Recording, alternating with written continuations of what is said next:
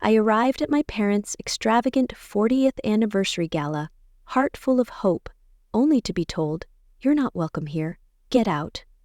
Then they summoned security, sneering, "Remove this freeloader." Devastated, I left silently, but swiftly canceled every payment, event, and vacation. $75,000, 0 cents in total. Within an hour, my phone exploded with 42 missed calls, and an unexpected visitor pounded on my door. I stood in the opulent lobby of the Fairmont Hotel, my heart hammering against the confines of my $6,000 0 cents Armani dress. The weight of the velvet gift box in my hands, anchoring me to a moment I'd dreamed of for years. The San Francisco skyline glittered through the towering windows, a rare June evening in 2025, where the fog parted to reveal a city alive with promise. I, Emily Harper, 36, founder of a fintech startup valued at $50 million, 0 cents, had funded this night. My parents' 45th anniversary gala with a $25,000 0 cent deposit, believing it would finally earn me a seat at their table. But as the hostess's eyes flicked over her tablet, her polite smile faltering, I felt the first tremor of dread. "I'm sorry, Miss Harper," she said, voice barely above a whisper. "Your name isn't on the guest list." The words hit like a physical blow, stealing the air from my lungs. I forced a smile, clutching the gift box tighter, the Rolex watches inside a $7,000, 0 cents gesture of love, suddenly feeling like a bribe. "There's a mistake," I said, my voice steadied despite the rising panic. "I'm Emily Harper. I paid for this event. I'm Charles and Margaret Harper's daughter." The hostess's brow furrowed, her fingers scrawling faster. She glanced up, apologetic but firm. "Let me check with the event coordinator." As she stepped away, I caught glimpses of the gala through the gilded doors. Crystal chandeliers casting prisms over white roses, laughter mingling with the clink of champagne flutes, my Uncle James twirling his wife on the dance floor. It was everything I'd envisioned, everything I'd paid for. So why was I standing here, an outsider in my own family's celebration? The coordinator, a woman in a tailored black suit, approached with the hostess trailing behind. Her name tag read Claire. "Ma'am's Harper," Claire said, her tone practiced. "I'm afraid there's no error. Your name isn't on the approved guest list, per Mr. and Mrs. Harper's instructions." My knees buckled, but I caught myself on the edge of a marble table. "That's impossible," I insisted, my voice rising. "I paid the $25,000 0 cents deposit for the penthouse suite. I coordinated with my mother for months. I'm their daughter." Claire's eyes softened, but her words were unrelenting. "We have record of your payment, yes, but the final guest list was set by your parents. You're not included." The lobby seemed to tilt, the murmurs of arriving guests blurring into a dull roar.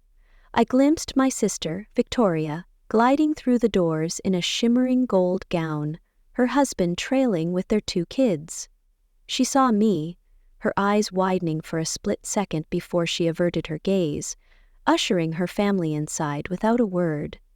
Then came my brother, Liam, his latest girlfriend clinging to his arm. He at least had the decency to look embarrassed, mumbling something to his date before they vanished into the gala.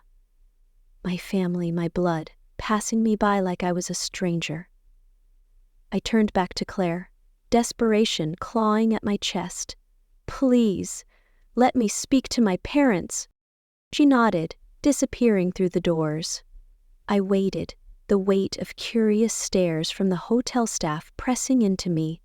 15 minutes dragged by, each second a fresh cut to my pride. I adjusted my dress, smoothed my auburn hair, and tried to look like I belonged, but the gift box in my hands felt heavier with every passing moment. Finally, the doors swung open, and there they were, my parents, Charles and Margaret Harper. My mother, radiant in a silver gown, her blonde hair swept into an elegant chignon. My father, imposing in a bespoke tuxedo, a champagne flute dangling from his fingers. They didn't smile. "Emily," my mother said, her voice low and laced with irritation, "what are you doing here?" I stared, disbelief rooting me to the spot. "What do you mean? It's your anniversary gala. I paid for it." My father glanced around, clearly wary of a scene. "We appreciate the financial contribution," he said, his tone clipped, "but this is a family-only event." The words sliced through me, sharper than any knife. "I am family," I said, my voice trembling. "I'm your daughter." My mother sighed, as if my presence were a tiresome inconvenience. "You know what we mean, Emily. This is for people who are part of our lives. We didn't think you'd show up. You're always so busy with that company of yours." I held out the gift box, my hand shaking. "I got you something special for your anniversary." My mother didn't even glance at it. "Send it later," she said, waving a hand dismissively. "This isn't the time." I pressed on, my voice cracking. "I paid for this party. How can I not be welcome?" My father's expression hardened. He set his champagne glass on a nearby table and gestured to someone behind him. A security guard in a dark suit approached, his face unreadable. "Please remove this woman," my father said, his voice cold as steel. "She's disrupting our private event." The guard hesitated, clearly uncomfortable, but stepped forward. "Ma'am, I need to leave." I couldn't move, couldn't breathe. "Dad, you can't be serious." His next words seared into my soul, words I'd replay for years to come. "Get this leech out of here." Leech. The word echoed, a branding iron on my heart. The guard took my elbow, his grip gentle but firm. "I'm sorry, ma'am," he murmured, clearly mortified. "I have to escort you out." I was too stunned to resist. The gala's laughter faded as I was led toward the elevator. The gift box still clutched in my hands. The last thing I saw before the doors closed was my mother returning to the party, her laughter ringing out as if her daughter hadn't just been publicly humiliated. The elevator ride was a descent into hell. The guard avoided my eyes, the silence suffocating. When we reached the lobby, he released my arm. "Your car, ma'am?" he asked quietly. "I'll manage," I whispered, my voice barely audible. I stumbled through the lobby, the curious glances of staff and patrons burning into me. My face flamed with shame. The valet brought my Tesla without comment. Though I swore I saw pity in his eyes as he handed me the keys, I placed the gift box on the passenger seat, started the engine, and drove away from the Fairmont. Away from the family that had just made it clear I was nothing more than a checkbook. The drive to my Pacific Heights condo passed in a blur. San Francisco's hills, usually a comfort, felt like a labyrinth trapping me in my own despair. At one point, I nearly clipped a cyclist, his angry shout barely registering through my shock. Leech. My father's face, twisted with disgust, haunted me. I pulled into my building's garage, turned off the engine, and sat in silence. The gift box mocked me from the passenger seat, its silver wrapping glinting under the fluorescent lights. My Armani dress, so carefully chosen, felt like a costume, the professional makeup a mask hiding a broken child. Then the tears came, hot and unstoppable, each sob tearing through me like a storm. Years of rejection, of chasing love that was never mine to have, crystallized in this one devastating night. My phone rang, shattering the silence. It was Sophie, my best friend since our Stanford days. I answered with trembling hands. "Hey, Em, how's the fancy gala? Are they finally treating you like the queen you are?" Her cheerful voice was a jarring contrast to my state. "They kicked me out," I whispered, my voice raw. "What? I can't hear you." "They had security remove me," I said louder, a fresh sob choking me. "They called me a leech." Sophie's shock crackled through the line. "Where are you right now?" "In my car. Parking garage." "Stay there. I'm coming over. 15 minutes." True to her word, Sophie arrived, her Prius screeching into the garage. She opened my passenger door, moved the gift box, and pulled me into a fierce hug. "Tell me everything," she demanded. The words poured out, each one a shard of glass. The guest list exclusion, my parents' cold dismissal, the security escort, my father's brutal label. Sophie listened, her expression shifting from shock to fury. "Those manipulative, soul-sucking vampires," she spat when I finished. "This isn't just dysfunctional, Em, this is abuse." We made our way to my condo, a sleek penthouse with views of the Golden Gate Bridge I'd bought 2 years ago, a milestone I'd celebrated alone.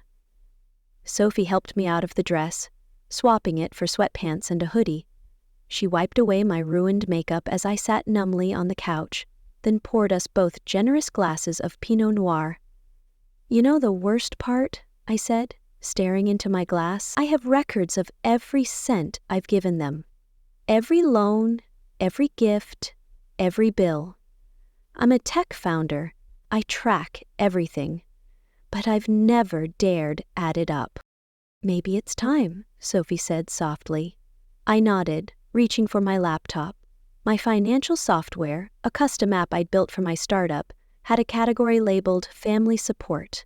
With a few clicks, I generated a report. The total hit me like a freight train. $412,673.19 over 12 years. Sophie gasped. "Em, that's a house."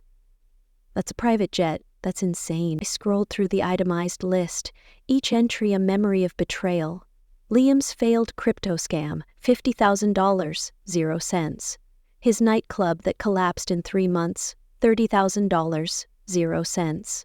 His NFT platform that never launched, $40,000, 0 cents. Victoria's destination wedding in Hawaii, $80,000, 0 cents a month for years, and that didn't include the Gala's unauthorized charges. $6,000, 0 cents for catering. $4,000, 0 cents for a premium champagne package. I opened my credit card app, my hands shaking with rage. "They're still using my card," I said, disbelief coloring my voice. "Look at this. $800, 0 cents for a custom cake, $2,000, 0 cents for a live string quartet, all from tonight." Sophie's jaw dropped. "They didn't even tell you?" I shook my head, then opened Instagram on a whim. Victoria's feed was already flooded with gala photos. My parents cutting an elaborate cake I'd paid for. Charles raising a toast with champagne I'd funded. Her caption read, "Celebrating 45 years of love with our perfect family. So blessed to have parents who show us what devotion means." Another post showed Liam gifting them a Maldives trip I'd booked, as their anniversary surprise, presented as his own idea. The betrayal burned deeper than I thought possible. "They're taking credit for my gifts," I said, my voice eerily calm. "They're using my money to buy themselves adoration." Sophie grabbed my phone, scrolling through the posts. "What are you going to do?" I closed my laptop, set down my glass, and felt something shift inside me, a spark of resolve igniting through the pain. "I'm done being their cash machine," I said. "This ends now." I wasn't always the invisible daughter, though it's hard to remember a time when I wasn't. Growing up in our sprawling Marin County estate, I was the middle child, sandwiched between Victoria, the golden girl with her pageant crowns and perfect smile, and Liam, the reckless baby boy who could do no wrong. My parents, Charles and Margaret Harper, never hid their favoritism. Victoria's every achievement, first place in a beauty contest, a solo in the choir, was met with lavish parties and designer dresses. Liam's antics, from crashing his dirt bike to sneaking out for parties, were laughed off as boys being boys. Me, I was the studious one, the one who brought home straight A's, who won a national coding competition at 16. But when I showed my mother the trophy, she barely looked up from her magazine. "That's nice, Emily," she said. "Can you help Liam with his math homework? He's struggling again." I learned early that love in our family was conditional, and I was always falling short. When I won a partial scholarship to Stanford, my parents didn't celebrate. They were too busy paying for Victoria's Ivy League degree at Brown, where she partied more than she studied. I worked 2 jobs, coding freelance apps and tutoring, to cover the rest of my tuition, pulling all-nighters to keep up. The day I graduated with honors, I scanned the crowd for my family, hoping for a glimpse of them. They weren't there. They were at Liam's yacht party, a bash I later learned I'd unknowingly funded through a family emergency withdrawal from my savings. After college, I threw myself into the tech world, starting at a scrappy startup in Silicon Valley. I worked 80-hour weeks, coding through the night, fueled by coffee and ambition. By 28, I'd launched my own fintech app, Paysphere, a peer-to-peer payment platform that caught fire in the Bay Area's booming market. By 32, Paysphere was valued at $50 million, 0 cents, and I was on Forbes' 30 Under 30 list. The headlines called me a visionary, a trailblazer. But to my family, I was just a bank. The calls started small. "Emily, your father and I are struggling with the mansion's mortgage," my mother would say, her voice a practiced blend of entitlement and desperation. "It's just temporary, darling." Temporary became $10,000, 0 cents a month, wired directly to their account. Then Liam needed seed money for his ventures, each one a disaster. A crypto scheme that tanked, $50,000, 0 cents. A nightclub that folded in months, $30,000, 0 cents. An NFT platform that never got off the ground, $40,000, 0 cents. Victoria's wedding was the worst. As maid of honor, I was expected to fund a week-long bachelorette party in Hawaii for 10 women, plus half the wedding itself, $80,000, 0 cents total. When I mentioned my budget, my mother pulled me aside. "This is your sister's dream, Emily. Do you want to ruin it because you're selfish?" The pattern was clear. I was only invited when they needed my wallet. Last Christmas, I found out they'd all gone to Tahoe for a ski trip when I saw Victoria's Instagram posts, captioned with family hashtags. When I called my mother, hurt, she brushed me off. "We didn't think you'd care, Emily. You're always working." 3 weeks later, Liam called because his bookie was threatening to break his kneecaps over a $15,000, 0 cents gambling debt. I paid it off, like always. But the gala was different. 6 months ago, my mother called, her voice unusually warm. "Emily, darling, your father and I are celebrating our 45th anniversary at the Fairmont. We'd love your help making it special." I was thrilled, naive enough to think this was my chance to be included. "That sounds amazing, Mom," I said. "What do you need?" "Just the deposit," she replied, her tone shifting to that familiar expectancy. "It's $25,000, 0 cents for the penthouse suite and catering, minimum." I swallowed hard. It was a fortune, even for me. But I wanted to be part of this milestone. "Of course," I said. "I'll handle it." The planning was a mirage. Every question I asked about the guest list, the menu, was met with deflection. "Don't worry, Emily," my mother would say. "We've got it under control. Focus on your work." 2 weeks before the event, I called Victoria to ask about the dress code. "Oh," she said, sounding surprised. "Are you coming? I figured you'd be too busy." "Of course I'm coming," I snapped, confused. I paid the deposit. "Right," she said quickly, then changed the subject. I spent the next week hunting for the perfect dress, settling on the Armani, its sleek lines accentuating my frame without screaming for attention. I paired it with diamond studs and a sapphire necklace my late grandmother had left me, the only family member who'd ever shown me unconditional love. The Rolex watches, a gift I knew my father coveted, were my final touch. A desperate bid for their approval. June 10 arrived. the city bathed in a golden glow. I spent hours getting ready, my hair styled in soft waves, my makeup subtle but flawless, highlighting my hazel eyes. The gala was my chance, I told myself, to finally be seen as a daughter, not a resource. How wrong I was. The elevator incident should have been my warning.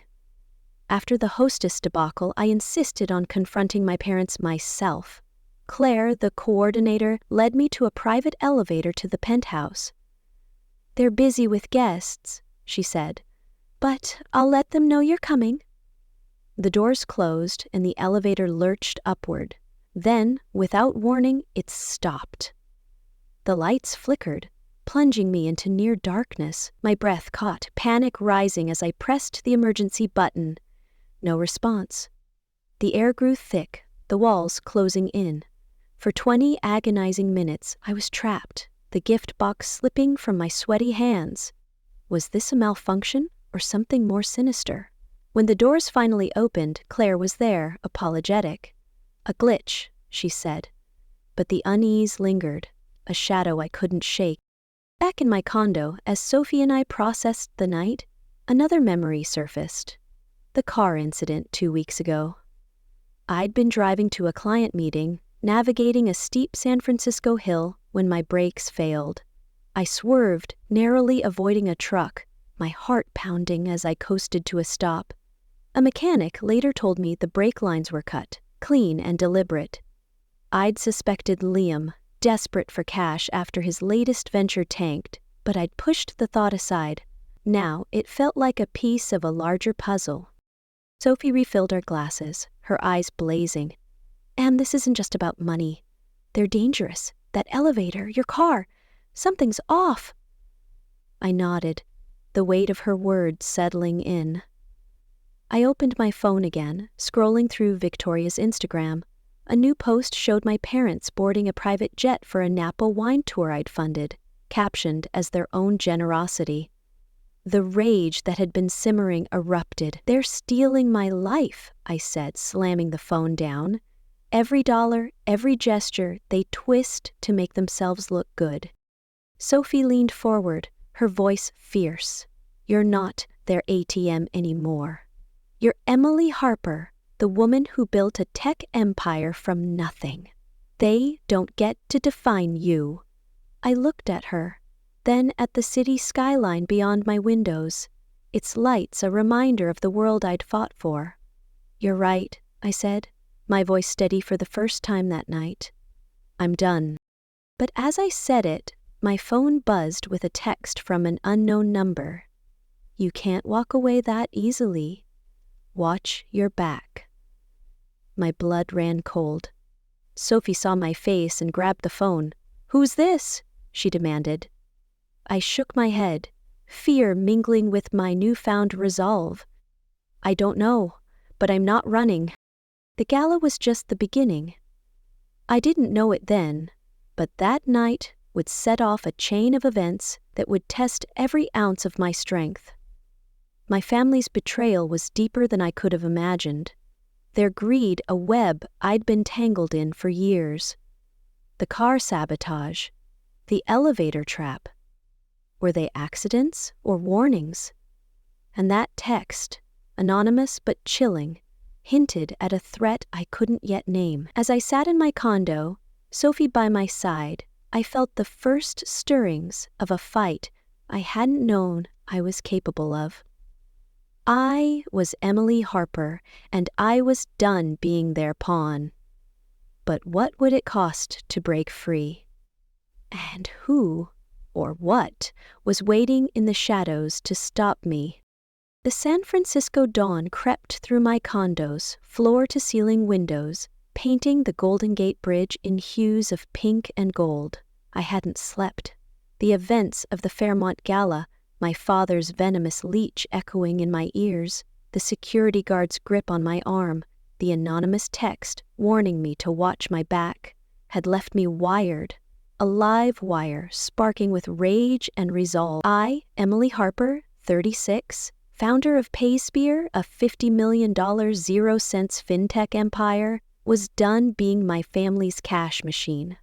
But as I sat at my kitchen island, coffee growing cold, I knew cutting them off wouldn't be a clean break. They'd come for me, and the text on my phone hinted at something darker lurking in the shadows. Sophie had stayed until 2 a.m., her fierce support a lifeline.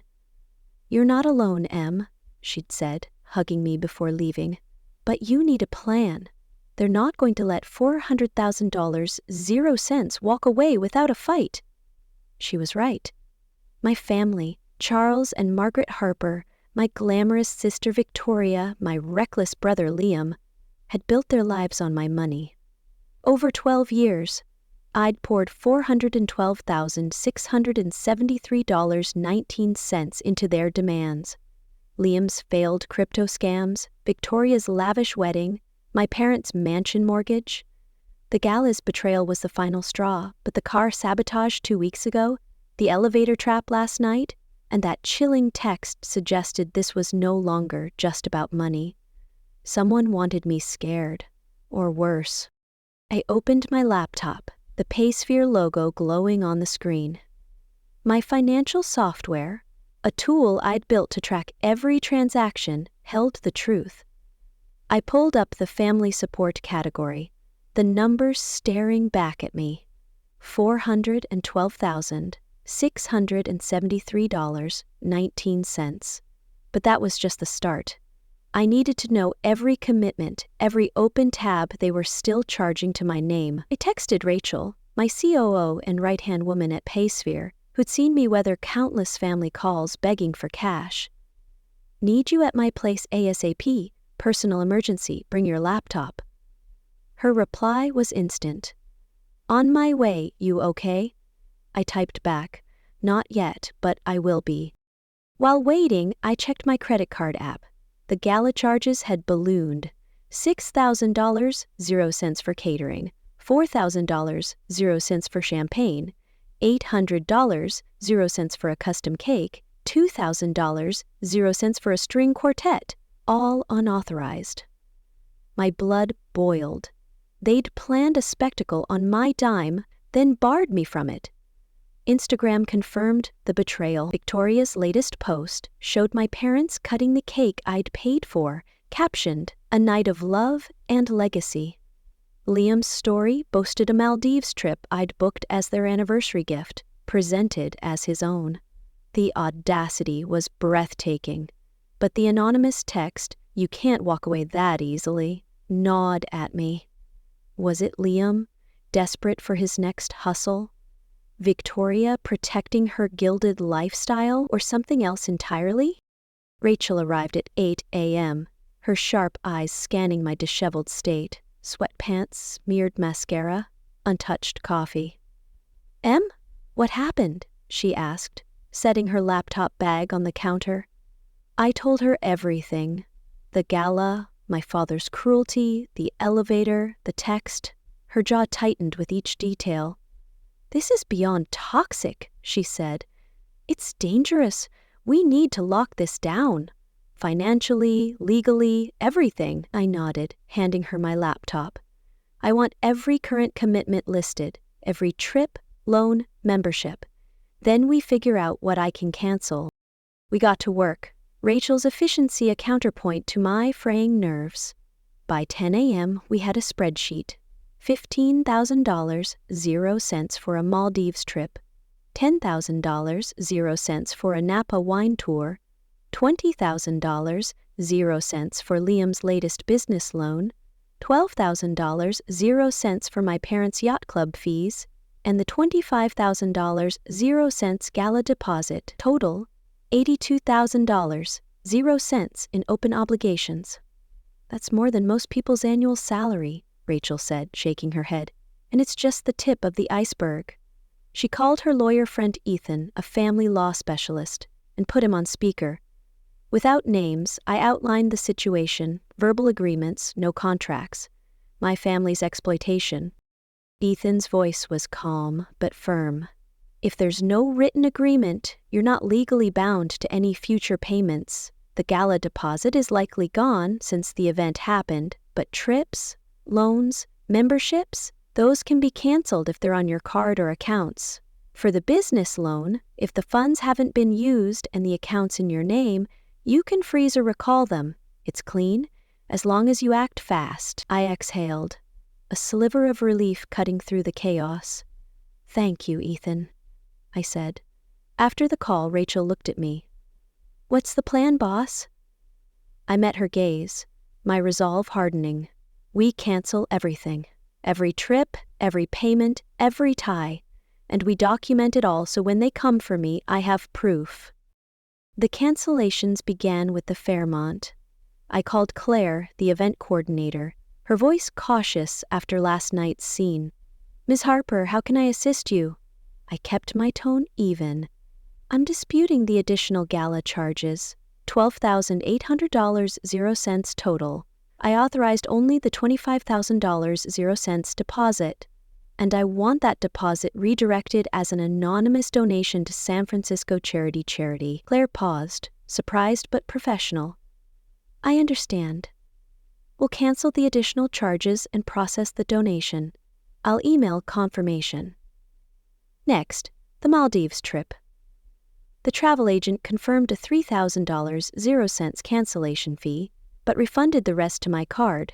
The Napa Tour, yacht club fees, and Liam's loan, still untouched in an account I controlled, were frozen with a few calls to my bank. By noon, $57,000.00 in future commitments was erased. But the real work was the historical record. Rachel and I expanded the spreadsheet, categorizing every payment since I'd started PaySphere.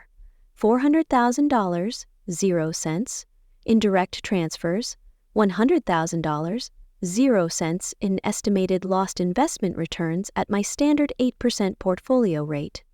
The total? $500,000, 0 cents, made my stomach churn. That's $500,000, Rachel whispered. You could have funded a new product line, Em, or a foundation. I nodded, the weight of lost opportunities sinking in. I know, but it stops now.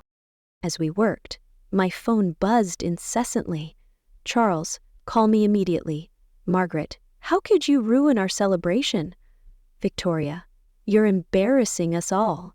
Liam, the account's frozen. Fix this or else. I ignored them, setting an auto reply. Financial support terminated. Inquiries ignored. But the messages kept coming, each one a dagger. Then a new notification. A tech blog, TechBit, had published a post titled, PaySphere's CEO embroiled in family financial scandal. My heart stopped. The article claimed I'd mismanaged company funds, funneling millions to my family, citing anonymous sources. The comments were brutal. Harper's a fraud. PaySphere's done. Rachel's eyes widened. This is a hit job. Someone leaked this to hurt you. I scrambled to draft a public statement, my fingers trembling. PaySphere's finances are secure, I typed. Recent reports are baseless and malicious. I'm addressing personal matters and remain committed to our mission. I sent it to our PR team, the 4 p.m. deadline looming. The pressure was crushing. My startup, my life's work was under attack because of my family's greed. I pictured Liam smirking as he fed lies to a blogger, or Victoria orchestrating a smear to force my hand. The blog post was a public flogging, and I was bleeding. That evening, my office was hit. I'd gone to PaySphere's headquarters to meet with our PR team, the TechBit post still burning in my mind. The security guard called at 7 p.m., his voice tense. Ms. Harper, you need to come now. There's been a break-in. I raced to the office, my Tesla weaving through rush-hour traffic. The site was chaos, shattered glass, overturned desks, and my personal office ransacked. Sensitive documents, financial projections, client contracts, and my family's transaction records were gone.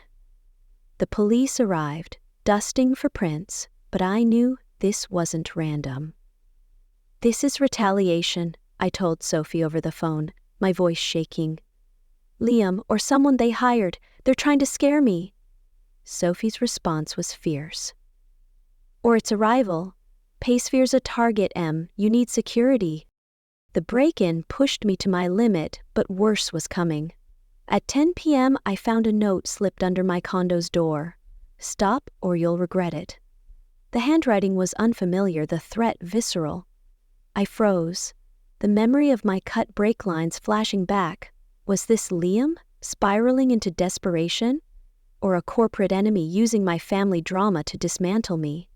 I called a private security firm arranging 24/7 protection starting tomorrow. Sleep was impossible, the note's words looping in my head. The next morning, my family descended. At 7 a.m., pounding on my door jolted me awake. Through the peephole, I saw Charles, Margaret, Victoria, and Liam, their faces contorted with fury. I opened the door, bracing myself. "What the hell is this?" Charles roared, shoving past me into my living room. "You canceled the Maldives trip, the yacht club, everything!" Margaret's voice was shrill. "You've humiliated us." Victoria clutched her phone, tears streaming. "The Napa tour was for my kids. How could you?" Liam stepped close, his eyes wild. "You froze my account. I have debts, Emily. People who obey." I stood my ground, the spreadsheet on my coffee table. "I'm done," I said, my voice steady. 12 years, $500,000, 0 cents. That's what I've given you. Look. I handed Charles the report, 50 pages of itemized betrayal. He scanned it, his face reddening. "This is nonsense," he spat. "You owe us. We raised you?" I laughed, a bitter sound. "Owe you? For what? For calling me a leech? For kicking me out of a gala I paid for?" I pulled out my phone, playing the voice memo I'd recorded in my car post-gala. My tearful recounting of Charles's words. "Get this leech out of here." The room fell silent, Victoria looking away, Liam studying the floor. Margaret recovered first, her voice dripping with manipulation. "You're taking it out of context. Your father was upset." I shook my head. "No, Mom. I've been taking your abuse out of context my whole life. I thought it was love. It's exploitation." Liam lunged forward, his finger in my face. "You'll regret this. I've got people waiting for that money." The threat hung heavy, echoing the note. I stepped closer, unflinching. "Try me, Liam. I'm not your ATM anymore." Charles tried intimidation, towering over me. "Fix this, or you're out of this family." I smiled, cold and certain. "I was never in it." Victoria sobbed, playing the victim. "My kids deserve that trip, Emily. You're heartless." I turned to her, calm but cutting. "Your kids deserve parents who don't steal from their sister. Figure it out." The standoff lasted an hour, their threats escalating, lawsuits, public shaming. I held firm, repeating my boundary. No more money, no more contact. Finally, they left. Charles's parting shot, chilling. This isn't over. Alone, I collapsed onto the couch, expecting devastation. Instead, I felt a strange peace. The confrontation had been brutal, but it was the first time I'd stood up to them. My phone pinged. A text from my cousin, Olivia, who'd been at the gala. "I saw what they did to you," she wrote. "It was cruel. I'm sorry I didn't speak up. I'm proud of you." Her words were a balm, a reminder I wasn't entirely alone. That afternoon, I met Dr. Laura Bennett, a therapist I'd contacted after the gala. In her quiet office, I poured out my story, the neglect, the money, the betrayal. "You've been financially abused," she said gently. "Your family cast you as the provider, and you've been trying to buy their love. Breaking free means holding boundaries, even when they push back." I nodded, her words grounding me. "They are pushing hard," I admitted, "and I'm scared. The break-in, the note, it's escalating." She leaned forward. That's why we build a support system. You're not fighting alone. Back at Paysphere, the TechBit fallout intensified. My board called an emergency meeting, their faces grim via Zoom. Emily, the chairman said, this scandal's tanking our stock. Investors are spooked. Are you focused, or is this family drama going to sink us? The accusation stung, but I held my composure. Paysphere's stronger than ever, I said. I've handled the personal issues. We're closing a $10 million 0-cents deal next week. They weren't convinced, but I bought time. The pressure was relentless. My CEO role, my legacy, hung in the balance. Then came the competitor's move. Nexus Pay, a rival startup, launched a smear campaign, tweeting, "Can Paysphere's CEO manage a company when she can't manage her family?" Ads questioned our security, hinting at the stolen documents. I called Rachel, strategizing a counteroffensive, a press conference, new security protocols, and a product launch to reclaim the narrative. But the stress was crushing, each headline a reminder of my vulnerability. Relief came unexpectedly. At a support group for financial abuse survivors, I met Clara and Ethan, whose stories mirrored mine. Families draining them dry, love conditional on cash. Over coffee, Clara shared her escape. Ethan, his legal battles. Their strength bolstered mine, a reminder I wasn't alone. "You're a warrior," Clara said. "They can't take that from you." The final blow came one night as I walked home from Paysphere. A shadowy figure followed me, footsteps echoing in the fog. I quickened my pace, heart pounding, but the figure kept up, a hood obscuring their face. Near my condo they closed in, and I sprinted, fumbling for my keys. I made it inside, slamming the door, but not before glimpsing a familiar tattoo on their wrist. Liam's? Or was I paranoid? My security team installed cameras, but the fear lingered. Who was stalking me? My family? Or a corporate enemy exploiting their chaos? Months later, the dust settled. Without my money, Charles and Margaret sold their mansion, moving to a modest condo. Liam faced bankruptcy, his debts catching up. Victoria canceled her luxury renovation, her socialite facade crumbling. I hosted a Friendsgiving, surrounded by Sophie, Rachel, Olivia, Clara, and Ethan. The table was warm with laughter, a chosen family who saw me, not my wallet. Aunt Evelyn, my mother's estranged sister, arrived with a gift, a letter and a $200,000 0-cents trust from my late grandmother. "Live for you," the letter read. "I always knew you'd break free." 6 months after the gala, my parents requested a meeting at a public cafe. I agreed, setting boundaries, 30 minutes, no money talk. They looked older, their confidence dimmed. "We miss you," Margaret said, reaching for my hand. I pulled back. "Do you miss me or my bank account?" Charles sighed. "We've had to adjust. It's been hard." I nodded. Neutral. "I'm sure, but my boundaries stand." Paparazzi snapped photos, sparking tabloid rumors, but I ignored them, my professional image intact. As I walked away, I felt it. Freedom, their power over me, financial, emotional, was gone.